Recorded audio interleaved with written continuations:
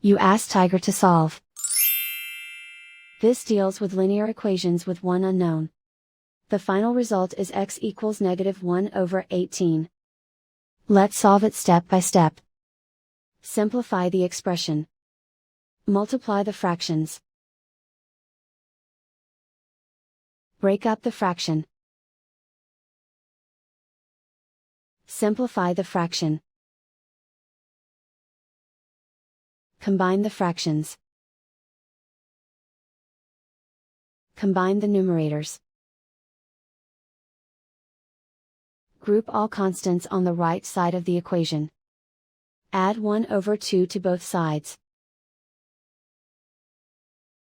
Combine the fractions.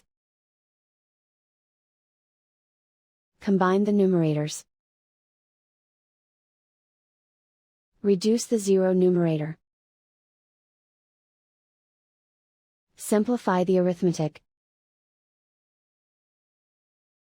Find the lowest common denominator. Multiply the denominators.